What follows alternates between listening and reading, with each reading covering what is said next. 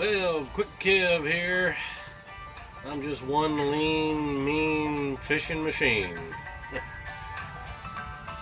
Well, not really that lean.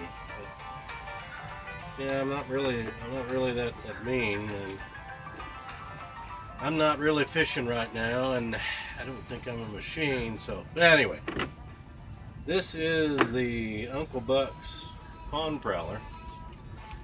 And we have used PVC house trim, and we've got pictures. We've got this on the inside, and then this piece is on the outside, and they're put together with a very strong adhesive and then finished off with a silicone caulking. It's a paintable silicone caulking. And I don't think she's gonna leak after all that.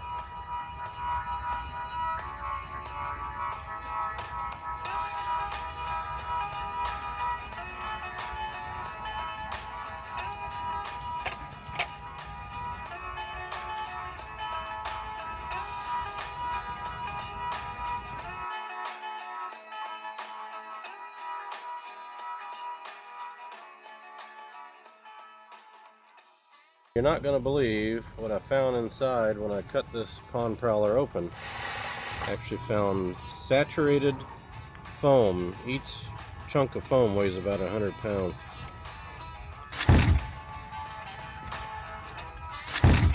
Uncle Buck's pond prowler weighed about 300 pounds. We drilled a couple holes in it, emptied out the water, and it still weighed a couple hundred pounds. I'm going to replace them with new foam, and then I'm going to epoxy the boat back together.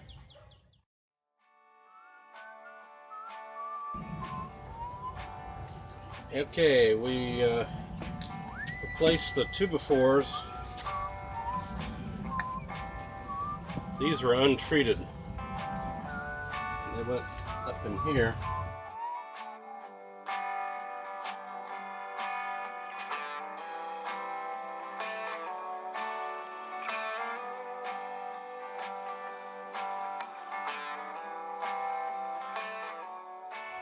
And we put new eye bolts through, and we caulked around the metal plate so there's no way water can get in anywhere, and these are very tight, and I think the plug is waterproof.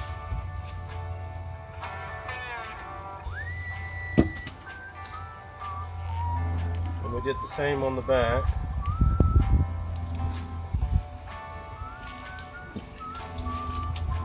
Put a piece of treated 2x4, bolted new eye bolts through, and caulked. That's the same silicone caulk I used down there. And we put a mend. The crack started here and it went across. So we siliconed that in, screwed that. That's a mending plate. I'm going to do the same thing on the other side, just in case that one tries to crack. So we wound up with a practically rebuilt pond prowler. It just needs a little paint, and we're going to add a seat, and we are done. We're going to get us a quick on. That's what we're going to do. We're going to be prowling some ponds. Well, if I were to do this again, when I cut this, I cut it a little more than 1/4 inch from the seam. I think I would have cut it just a hair lower, more like a 1/2 inch. I had a little bit more to work with. The foam, that foam has got an angle to it because of the shape of the boat.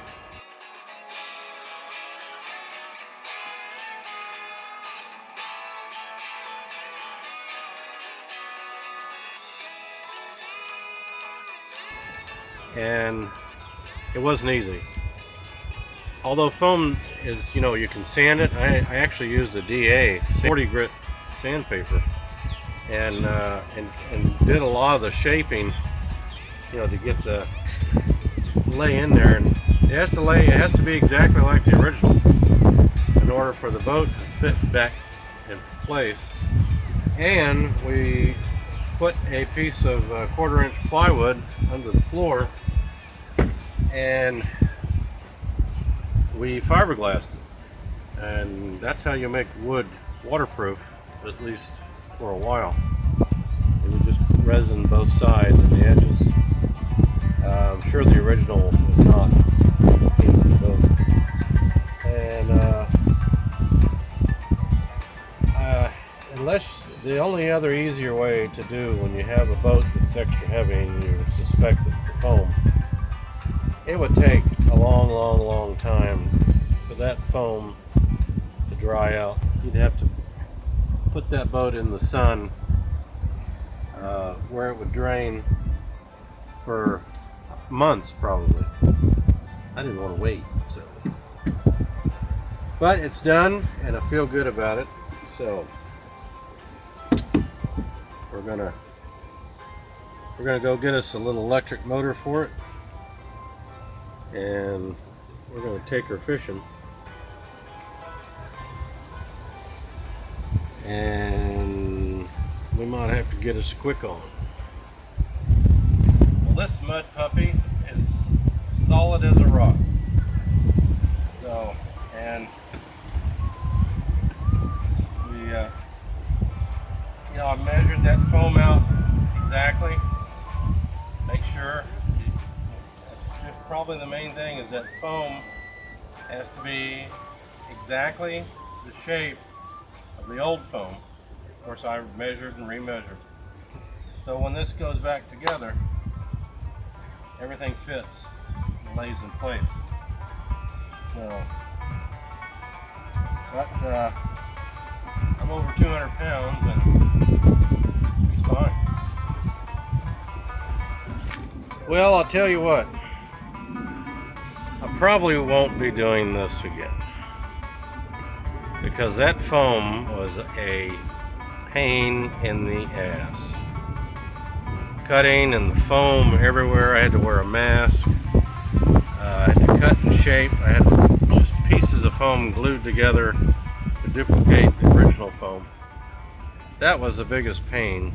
And putting this trim on the inside with the clamps, I had to heat it with the hair dryer in the corners.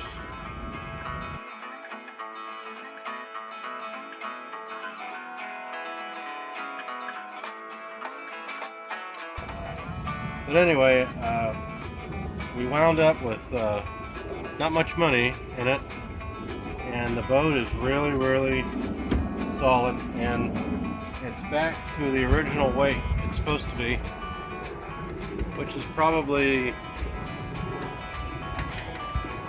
80 pounds maybe. And we're going to put plugs in the holes here that we drilled out to let the water out. We purposely drilled those 5/8 so that a 5/8 drain plug will fit. And it's just a little faded here, a little paint will take care of that. We're going to paint that black to match. And we are basically, we even caulked where the wires come through. That's just a grommet there, and you can see daylight through there, so we put a little round in there. And we're going to make sure this is sealed good. These are obviously sealed good. They're not really designed to sit underwater or sit in the rain, so if it is outside, it'll be upside down. So we are going to have to take her out on the water pretty soon, probably this weekend. So that's the story of the Uncle Buck's Pond Prowler. And one other thing I was, oh yeah, get your quick on. That's what I say.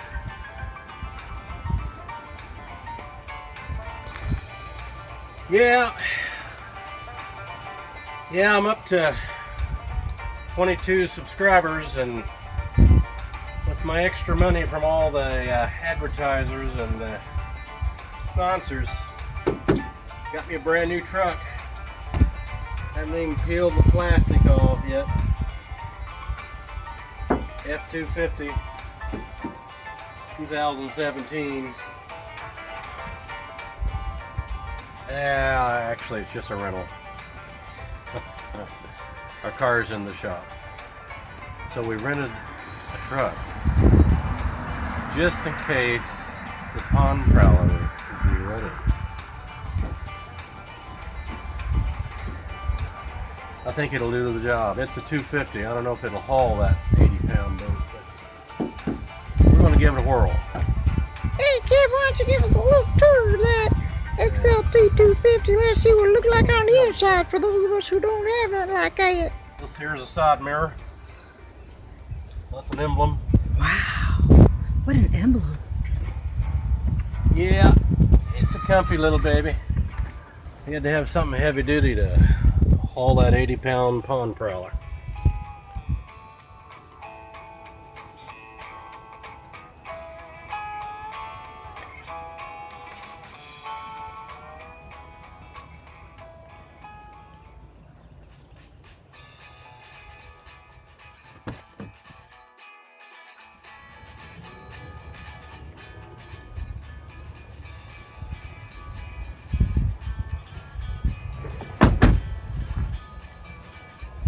Yeah, that ought to do it. Yep, it's a flex fuel 4x4. I think that'll hold the pond prowler. Pretty sure. Get your quick on. That's what I say.